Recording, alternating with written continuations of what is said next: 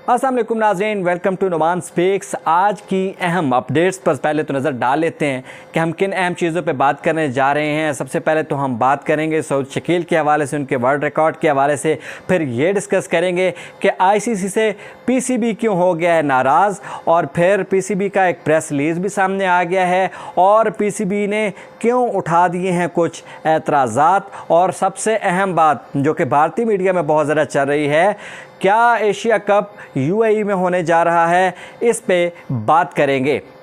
भारतीय मीडिया पे एक खबर बहुत ज़्यादा गर्म है जिस पे बहुत ज़्यादा बात हो रही है कि पाकिस्तान ने जो है बात की है एशियन क्रिकेट काउंसिल से, और वहाँ मुलाकात में और फिर ओवरऑल जो मुज़ाकरात हैं उनमें बात हुई है कि पाकिस्तान चाहता है कि यूएई में हो एशिया कप, और इस पर अब अहम पेशरफ सामने आने वाली है। तो पीसीबी का प्रेस रिलीज़ तो ज़रूर सामने आया है, उस प्रेस रिलीज़ में कुछ बातें की भी गई हैं एशियन क्रिकेट काउंसिल के साथ मुज़ाकरात की, लेकिन ऐसी कोई खबर सामने नहीं आई है, पीसीबी ने इसे ऑन नहीं किया है। यहाँ से कोई ऑफिशियली कोई ऐसी बात सामने नहीं आई है कि पाकिस्तान जो है यूएई जो है वो अपने वेन्यू के तौर पे बेशक रखना चाहता था, लेकिन एशियन क्रिकेट काउंसिल इस पे नहीं मानी। तो जो एशिया कप है वो हाइब्रिड मॉडल के तहत ही होने जा रहा है, यानी कि 4 मैचेस पाकिस्तान में और बाकी 9 मैचेस होंगे श्रीलंका में। 31 अगस्त को ही शुरू होगा। हाँ, पाकिस्तान और इंडिया के मैच का प्रपोजल ज़रूर डिस्कस हुआ है, जिसमें 2 सितंबर को पाकिस्तान और इंडिया का जो पहला मैच है फर्स्ट स्टेज का वो मुतवक्को है, और फिर 10 सितंबर को जो है वो दूसरे मैच के हवाले से बात की गई है। 8 या 10 सितंबर में वो प्रपोज़ल में है, उसका बाकायदा ऐलान भी हो जाएगा कि पाकिस्तान और इंडिया के माबैन जो दूसरा टाकरा होगा वो एशिया कप में तब होगा। लेकिन ये तब होगा, लेकिन कब होगा? बारिशें होंगी, और बारिशों के दौरान मुझे नहीं लगता कि ये सारे मैचेस होंगे कि नहीं होंगे। अभी आपने टेस्ट का हाल भी देख लिया होगा। तो इंडियन मीडिया रोज़ एक न एक कोई नई दरफुतनी छोड़ देता है, और उस पर सारा पाकिस्तानी सोशल मीडिया भी, पाकिस्तानी इलेक्ट्रॉनिक मीडिया भी, इंडियन जो ट्वीट्स हैं, इंडियन जो सोशल मीडिया इन्फ्लुएंसर्स हैं और यूज़र्स हैं वो भी उसके पीछे लग जाते हैं। मेरे ख्याल में ये टेलर्ड किस्म की चीज़ें हैं जो इंडिया से की जा रही हैं, वही कुछ हो रहा है। जय शाह के हवाले से बात पाकिस्तानी मीडिया ने भी फैला दी थी, लेकिन ऐसी कोई बात सामने नहीं आई। फिर जय शाह खुद सामने आए, और खैर ये एक एशिया कप का ड्रामा ही है जो बहुत सारे दिनों से चल रहा है, और पता नहीं थमेगा तब जब एशिया कप हो जाएगा। अगली बात हमने करनी थी, पाकिस्तान आईसीसी से नाराज़ क्यों है। तो पाकिस्तान क्रिकेट बोर्ड जो है उसका प्रेस रिलीज़ जो सामने आया उसमें आईसीसी के साथ जो मुज़ाकरात हुए, यानी कि पाकिस्तान के जो मैनेजमेंट कमेटी है पीसीबी की, उसके जो चेयरमैन हैं ज़का अशरफ, वो भी गए थे वहाँ पे डर्बन में साउथ अफ्रीका में, जो उसकी तफसीलात सामने आई हैं प्रेस रिलीज़ के हवाले से। तो वो ये है कि पाकिस्तान ने वहाँ पे अपना स्टैंस जो है वो ये दिया है। एक अहम एजेंडा था कि जो फाइनेंशियल मॉडल है, जो रेवेन्यू मॉडल है, उस पर बात की गई है। तो उस पर वोटिंग हुई एक तरह की। तो पाकिस्तान ने अपना जो है वो एक एतराज़ जमा कराया और शो किया कि हमें इस पे एतराज़ है, आप इस पे कोई फार्मूला दें, आप इस पे कोई ये बात बताएं कि ये किस फार्मूला के तहत किया जा रहा है और ये शेयर कैसे किया जा रहा है, पाकिस्तान को बताया जाए, बाकी मेंबर्स को बताया जाए। और पाकिस्तान ने ये रिक्वेस्ट की कि आईसीसी जो है ये जो रेवेन्यू मॉडल है इसको अगली मीटिंग तक ले जाए, लेकिन वो भारी अक्सरियत से जो है वो पास हो गया। बीसीसीआई को कोई भी जो है वो आपको पता है कि अगेंस्ट नहीं जाता उसके। तो जो रेवेन्यू मॉडल है वो उसी तरह भारत के पास 38 पॉइंट समथिंग जो है वो जाएगा रेवेन्यू, सबसे ज़्यादा रेवेन्यू है। बाकी पाकिस्तान चौथे नंबर पर है, पाकिस्तान, ऑस्ट्रेलिया, इंग्लैंड जो है वो दूसरे तीसरे, और फिर पाकिस्तान चौथे नंबर पे है। कोई भी डबल फिगर में इंडिया के अलावा नहीं है उस तरह से। तो इंडिया ही मेन जो है वो इसका रेवेन्यू को जो है वो समेट कर ले जाएगा, और पाकिस्तान के इस पे जो वोट है अगेंस्ट उसकी कोई अहमियत ना रही, और ये मंजूर हो गया है रेवेन्यू मॉडल आईसीसी का। और इसी मीटिंग में हो गया, पाकिस्तान ने मौक़िफ़ इख्तियार किया था कि ये बाद में रखा जाए।